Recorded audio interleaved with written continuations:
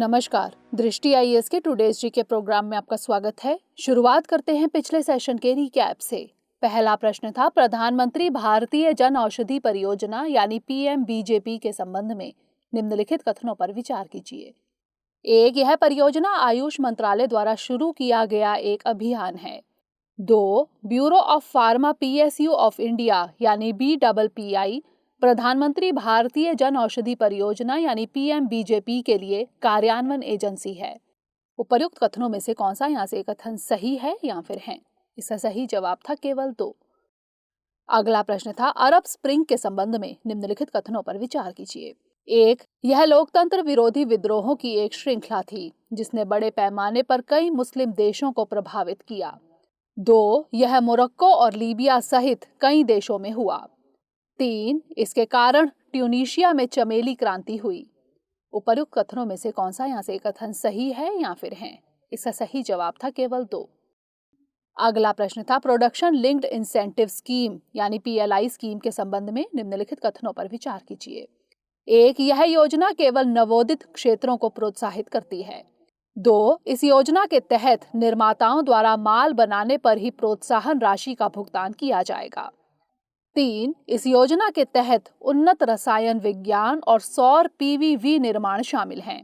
उपर्युक्त कथनों में से कौन सा यहाँ से कथन सही है या फिर है? इसका सही जवाब था केवल 2 और 3। अगला प्रश्न था, निम्नलिखित कथनों पर विचार कीजिए। 1, पेंगोलिन एकमात्र स्तनपायी है जिसकी त्वचा को ढकने के लिए बड़े केराटिन स्केल होते हैं। 2, पेंगोलिन को IUCN की लाल सूची में एक लुप्तप्राय प्रजाति के रूप में सूचीबद्ध किया गया है। उपर्युक्त कथनों में से कौन सा यहाँ से कथन सही है या फिर है? इसका सही जवाब था दोनों, 1 और 2। अगला प्रश्न था, निम्नलिखित कथनों पर विचार कीजिए। 1, कालीजाई मंदिर चिल्का झील में एक द्वीप पर स्थित है। 2, चिल्का झील को रामसर अभिसमय के तहत अंतर्राष्ट्रीय महत्व की पहली भारतीय आर्द्र भूमि नामित किया गया था। उपर्युक्त कथनों में से कौन सा यहाँ से कथन सही नहीं है या फिर है? इसका सही जवाब था ना तो 1 और ना ही 2। अगला प्रश्न था, सुरक्षा संबंधी मंत्रिमंडलीय समिति के संबंध में निम्नलिखित कथनों पर विचार कीजिए। 1, रक्षा मंत्री सुरक्षा संबंधी मंत्रिमंडलीय समिति की अध्यक्षता करते हैं। 2, वित्त मंत्री सुरक्षा संबंधी मंत्रिमंडलीय समिति का एक अभिन्न अंग है। उपर्युक्त कथनों में से कौन सा यहाँ से कथन सही नहीं है या फिर है? इसका सही जवाब था केवल 1। अगला प्रश्न था, भारत तिब्बत सीमा पुलिस के संबंध में निम्नलिखित कथनों पर विचार कीजिए। 1, इसकी स्थापना 1960 में हुई थी। 2, यह भारत के केंद्रीय सशस्त्र पुलिस बलों का एक हिस्सा है। 3, हिमवीर वाइस वेलफेयर एसोसिएशन यानी HWWA भारत तिब्बत सीमा पुलिस यानी ITBP की एक कल्याण शाखा है। उपर्युक्त कथनों में से कौन सा यहाँ से कथन सही है या फिर है? इसका सही जवाब था केवल 2 और 3। अगला प्रश्न था, बहिनी योजना का उद्देश्य स्कूल जाने वाली लड़कियों को मुफ्त और सुरक्षित सैनिटरी पैड तक 100% पहुंच प्रदान करना है। यह निम्नलिखित में से किस राज्य की योजना है? इसका सही जवाब था सिक्किम। अगला प्रश्न था, रोहिंग्याओं के संबंध में निम्नलिखित कथनों पर विचार कीजिए। 1, वे इंडो मंगोलियाई मूल से संबंधित हैं। 2, रोहिंग्या को 1982 के म्यांमार राष्ट्रीयता कानून के तहत नागरिकता से वंचित कर दिया गया है। उपर्युक्त कथनों में से कौन सा यहाँ से कथन सही है या फिर है? इसका सही जवाब था केवल 2। अंतिम प्रश्न था, निम्नलिखित देशों पर विचार कीजिए।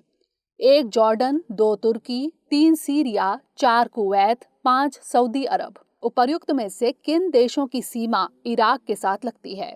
इसका सही जवाब था उपर्युक्त सभी। शुरुआत करते हैं आज के सेशन की। सबसे पहले देखेंगे अभ्यास प्रश्न। निम्नलिखित कथनों पर विचार कीजिए। 1, दांडी मार्च असहयोग आंदोलन का एक हिस्सा था। 2, दांडी मार्च के समय लॉर्ड कर्जन भारत के वायसराय थे। उपर्युक्त कथनों में से कौन सा यहाँ से कथन सही है या फिर है? केवल 1, केवल 2, दोनों 1 और 2 या फिर ना तो 1 और ना ही 2? इसका सही जवाब है ऑप्शन डी, ना तो 1 और ना ही 2, यानी दोनों कथन गलत हैं।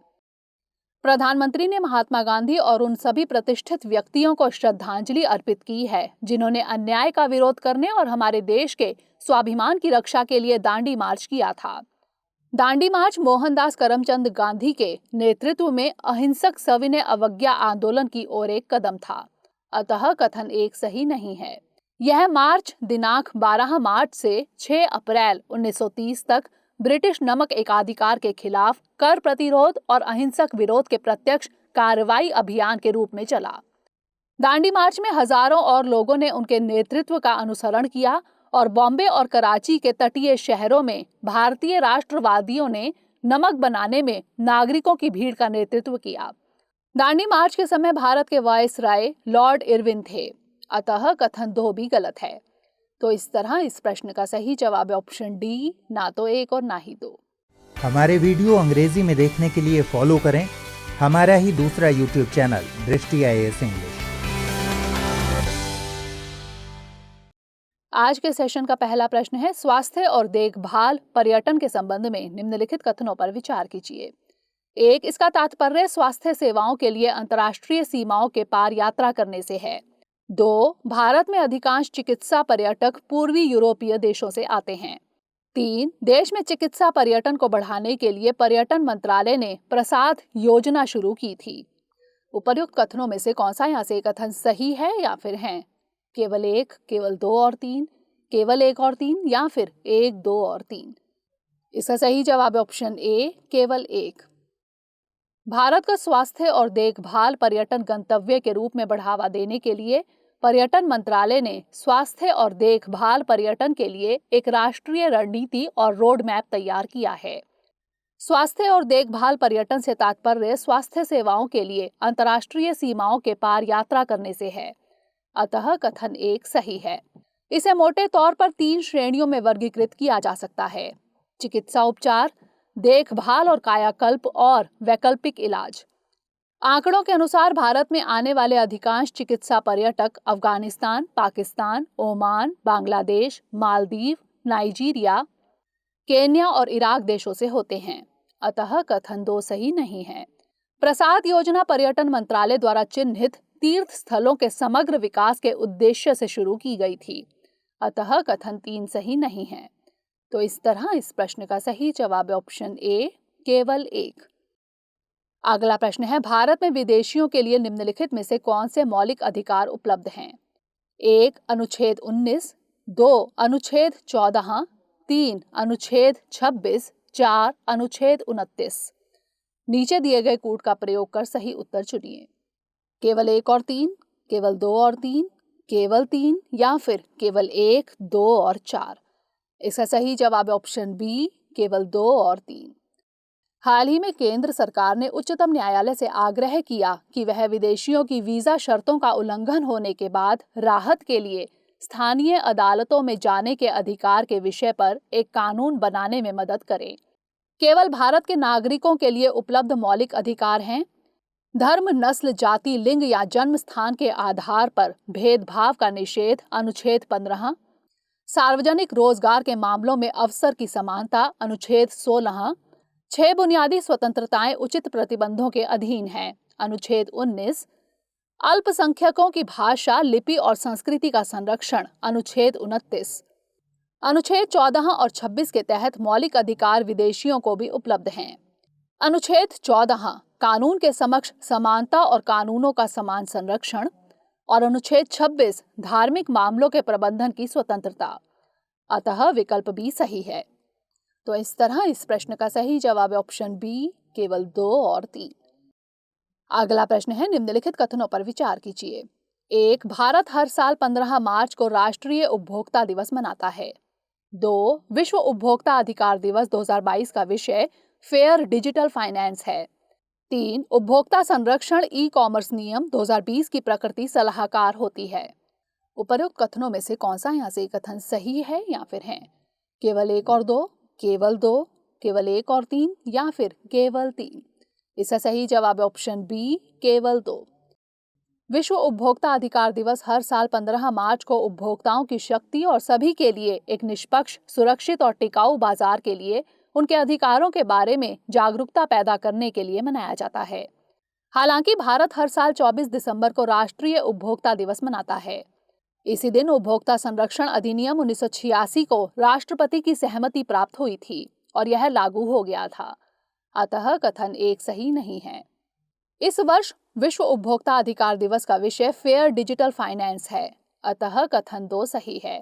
अब उपभोक्ता संरक्षण ई कॉमर्स नियम 2020 अनिवार्य है और इनकी प्रकृति सलाह देने वाली नहीं है, अतः कथन 3 सही नहीं है। ये नियम ई कॉमर्स कंपनियों को अनुचित कीमतों के माध्यम से अनुचित लाभ प्राप्त करने के लिए वस्तुओं या सेवाओं की कीमत में हेर फेर करने से भी रोकते हैं। तो इस तरह इस प्रश्न का सही जवाब है ऑप्शन बी, केवल 2। अगला प्रश्न है, निम्नलिखित कथनों पर विचार कीजिए। 1. बिम्स्टेक की स्थापना 1997 के बैंकॉक घोषणा पत्र द्वारा की गई थी। 2. बिम्स्टेक के सभी सदस्य सार्क का भी हिस्सा हैं। उपर्युक्त कथनों में से कौन सा यहाँ से कथन सही है या फिर है? केवल 1, केवल 2, दोनों 1 और 2, या फिर ना तो 1 और ना ही 2? इसका सही जवाब है ऑप्शन ए, केवल 1। श्रीलंका 30 मार्च को बिम्स्टेक शिखर सम्मेलन 2022 की मेजबानी करने के लिए पूरी तरह तैयार है। बंगाल की खाड़ी बहुक्षेत्रीय तकनीकी और आर्थिक सहयोग पहल यानी बिम्स्टेक एक क्षेत्रीय बहुपक्षीय संगठन है। बिम्स्टेक की स्थापना 1997 के बैंकॉक घोषणा पत्र द्वारा की गई थी, अतः कथन 1 सही है। इसके सदस्य बंगाल की खाड़ी के तटवर्ती और निकटवर्ती क्षेत्रों में स्थित हैं। 7 सदस्यों में से 5 सदस्य दक्षिण एशिया से हैं, बांग्लादेश, भूटान, भारत, नेपाल और श्रीलंका, और 2 सदस्य दक्षिण पूर्व एशिया से हैं, म्यांमार और थाईलैंड। सार्क के 8 सदस्य देश हैं, भारत, बांग्लादेश, नेपाल, श्रीलंका, मालदीव, भूटान, अफगानिस्तान और पाकिस्तान, अतः कथन 2 सही नहीं है। तो इस तरह इस प्रश्न का सही जवाब है ऑप्शन ए, केवल 1। अगला प्रश्न है, निम्नलिखित कथनों पर विचार कीजिए। 1. राष्ट्रीय वित्तीय रिपोर्टिंग प्राधिकरण यानी NFRA एक सांविधिक निकाय है। 2. NFRA लेखा परीक्षा संबंधी मानकों को लागू करने के लिए एक स्वतंत्र नियामक है। 3. NFRA सभी सूचीबद्ध कंपनियों और गैर सूचीबद्ध सार्वजनिक कंपनियों की जांच कर सकता है।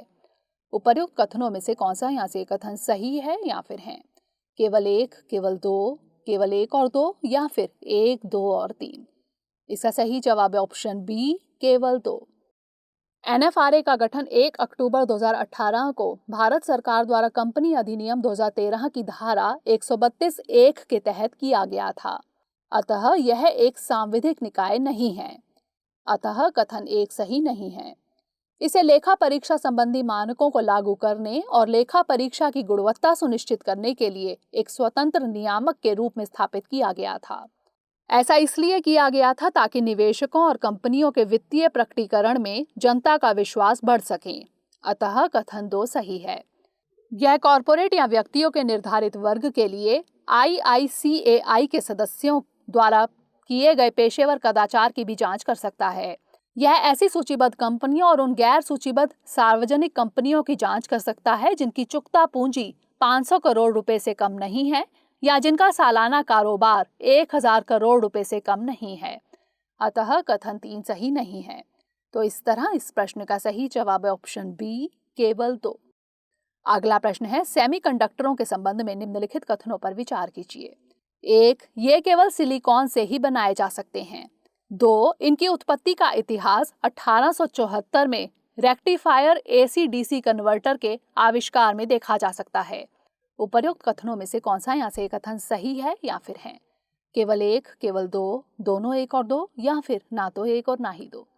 इसका सही जवाब है ऑप्शन बी, केवल 2।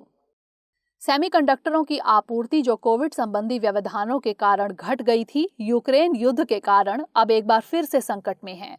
सेमीकंडक्टरों में विशिष्ट विद्युत गुण होते हैं। सेमीकंडक्टर ऐसे पदार्थ होते हैं जिनके गुण चालक और कुचालक के बीच होते हैं। सामान्य मौलिक सेमीकंडक्टर सिलिकॉन और जर्मेनियम है, अतः कथन 1 सही नहीं है। सेमीकंडक्टरों की उत्पत्ति का इतिहास 1874 में रेक्टिफायर AC-DC कन्वर्टर के आविष्कार में देखा जा सकता है। तो इस तरह इस प्रश्न का सही जवाब है ऑप्शन बी, केवल 2। अगला प्रश्न है, बैलिस्टिक मिसाइल समझौते के उड़ान परीक्षण की पूर्व अधिसूचना के संबंध में निम्नलिखित कथनों पर विचार कीजिए। 1. भारत और पाकिस्तान के बीच 2005 में इस पर हस्ताक्षर किए गए थे। 2. इस समझौते के तहत परीक्षण करने वाले देश को यह सुनिश्चित करना होगा कि प्रक्षेपण स्थल अंतर्राष्ट्रीय सीमा या नियंत्रण रेखा के 75 किलोमीटर के भीतर नहीं है। उपर्युक्त कथनों में से कौन सा यहाँ से कथन सही है या फिर है? केवल एक, केवल दो, दोनों एक और दो, या फिर ना तो एक और ना ही दो? इसका सही जवाब है ऑप्शन ए, केवल एक। भारत के रक्षा मंत्री श्री राजनाथ सिंह इस महीने की 9 तारीख को हुए एक मिसाइल के आकस्मिक फायरिंग के संबंध में संसद के दोनों सदनों में बयान देंगे। बैलिस्टिक मिसाइल समझौते के उड़ान परीक्षण की पूर्व अधिसूचना पर 2005 में हस्ताक्षर किए गए थे, अतः कथन एक सही है। साथ ही परीक्षण करने वाले देश को यह सुनिश्चित करना चाहिए कि प्रक्षेपण स्थल 40 किलोमीटर के भीतर नहीं है और नियोजित प्रभाव क्षेत्र अंतर्राष्ट्रीय सीमा या नियंत्रण रेखा के 75 किलोमीटर के भीतर नहीं है, अतः कथन दो सही नहीं है। प्रत्येक देश को भूमि या समुद्र से प्रक्षेपित सतह से सतह पर मार करने वाली बैलिस्टिक मिसाइल के लिए उड़ान परीक्षण के बारे में एक अग्रिम सूचना देनी होगी। परीक्षण से पहले देशों को क्रमशः विमानन पायलटों और नाविकों को सचेत करने के लिए वायु मिशनों यानी NOTAM या नौवहन चेतावनी यानी NAVAREA को नोटिस जारी करना चाहिए। तो इस तरह इस प्रश्न का सही जवाब है ऑप्शन ए, केवल एक। अगला प्रश्न है भविष्य का संग्रहालय यानी the museum of the future जो हाल ही में चर्चा में रहा निम्नलिखित में से किस देश में स्थित है? संयुक्त अरब अमीरात, सऊदी अरब, फ्रांस या फिर इटली? इसका सही जवाब है ऑप्शन ए, संयुक्त अरब अमीरात। दुबई में भविष्य का संग्रहालय यानी the museum of the future को हाल ही में जनता के लिए खोल दिया गया। इसका उद्घाटन संयुक्त अरब अमीरात के उपराष्ट्रपति और प्रधानमंत्री शेख मोहम्मद बिन राशिद अल मखतूम ने किया था, अतः विकल्प ए सही है। यह संग्रहालय कथित तौर पर आगंतुकों को एक अनुभवात्मक यात्रा पर ले जाता है जिसमें वे वर्ष 2071 तक की दुनिया देख पाते हैं। तो इस तरह इस प्रश्न का सही जवाब है ऑप्शन ए, संयुक्त अरब अमीरात। अगला प्रश्न है नमूना पंजीकरण प्रणाली यानी SRS 2019 की रिपोर्ट के संबंध में निम्नलिखित कथनों पर विचार कीजिए। एक, बिहार, मध्य प्रदेश और झारखंड 3 सबसे युवा राज्य थे जबकि केरल और तमिलनाडु सबसे वृद्ध राज्य थे। 2, केरल ने सबसे अधिक बालिका जन्म की जानकारी दी जबकि उत्तराखंड ने सबसे कम बालिका जन्म की जानकारी दी। उपर्युक्त कथनों में से कौन सा यहाँ से कथन सही है या फिर है? केवल एक, केवल दो, दोनों एक और दो, या फिर ना तो एक और ना ही दो? इसका सही जवाब है ऑप्शन सी, दोनों एक और दो, यानी दोनों कथन सही हैं। महापंजीयक एवं जनगणना आयुक्त कार्यालय गृह मंत्रालय द्वारा 2019 के लिए नमूना पंजीकरण प्रणाली यानी SRS की रिपोर्ट जारी कर दी गई है। बिहार, मध्य प्रदेश और झारखंड 3 सबसे युवा राज्य थे जबकि केरल और तमिलनाडु सबसे ज्यादा उम्र दराज लोगों वाले राज्य थे, अतः कथन एक सही है। 2019 में झारखंड और मध्य प्रदेश में युवाओं की हिस्सेदारी क्रमशः 33.5% और 29.1% थी। केरल और तमिलनाडु 2019 में कुल जनसंख्या का क्रमशः 12.9% और 11.3% बुजुर्ग आबादी वाले सबसे उम्र दराज लोगों वाले राज्य थे। राज्यों में केरल ने 2017-19 में सबसे अधिक बालिकाओं के जन्म की सूचना दी जिसमें प्रति 1000 बालकों पर 968 बालिकाओं का जन्म हुआ। उत्तराखंड में 2017 से 19 में सबसे कम बालिकाओं का जन्म हुआ है जिसमें प्रत्येक 1000 बालकों पर 848 बालिकाओं का जन्म हुआ है, अतः कथन दो सही है। तो इस तरह इस प्रश्न का सही जवाब है ऑप्शन सी, दोनों एक और दो। अंतिम प्रश्न है स्लोवाकिया के संबंध में निम्नलिखित कथनों पर विचार कीजिए। 1, यह मध्य यूरोप का एक देश है। 2, ब्रातिस्लावा इसकी राजधानी है। 3, इसकी सीमा पोलैंड, यूक्रेन, हंगरी, ऑस्ट्रिया और चेक गणराज्य से लगती है। उपर्युक्त कथनों में से कौन सा यहाँ से कथन सही है या फिर है? केवल एक और दो, केवल दो, केवल दो और तीन, या फिर उपर्युक्त सभी? इसका सही जवाब है ऑप्शन डी, उपर्युक्त सभी, यानी सभी कथन सही हैं। रूस के विदेश मंत्रालय ने हाल ही में कहा है कि वह स्लोवाकिया के रूसी राजनयिकों के निष्कासन का जवाब देगा। स्लोवाकिया मध्य यूरोप में एक भू आबद्ध देश है, अतः कथन एक सही है। इसकी राजधानी और सबसे बड़ा शहर ब्रातिस्लावा है, जबकि दूसरा सबसे बड़ा शहर कोसिसे है, अतः कथन दो सही है। इसकी सीमा उत्तर में पोलैंड, पूर्व में यूक्रेन, दक्षिण में हंगरी, दक्षिण पश्चिम में ऑस्ट्रिया और पश्चिम में चेक गणराज्य से लगती है, अतः कथन 3 भी सही है। तो इस तरह इस प्रश्न का सही जवाब ऑप्शन डी, उपर्युक्त सभी। अब नोट कर लेते हैं आज का अभ्यास प्रश्न। भारत के नियंत्रक महालेखा परीक्षक के संबंध में निम्नलिखित कथनों पर विचार कीजिए। 1. भारत सरकार अधिनियम 1935 के तहत महालेखा परीक्षक सरकार से स्वतंत्र हो गए। 2. सीएजी की नियुक्ति राष्ट्रपति द्वारा 5 वर्ष या 65 वर्ष की आयु जो भी पहले हो के कार्यकाल के लिए की जाती है। 3. सीएजी के रूप में सेवानिवृत्त होने या इस्तीफा देने के बाद वह व्यक्ति भारत सरकार या किसी भी राज्य के अधीन किसी भी पद को धारण करने के लिए पात्र नहीं रहता। उपर्युक्त कथनों में से कौन सा यहाँ से कथन सही है या फिर है? केवल 1 और 2, केवल 2, केवल 1 और 3 या फिर केवल 3? इसका उत्तर हमें कमेंट सेक्शन में जरूर भेजिएगा। अगले सेशन में नए प्रश्नों के साथ मिलेंगे। तब तक के लिए धन्यवाद।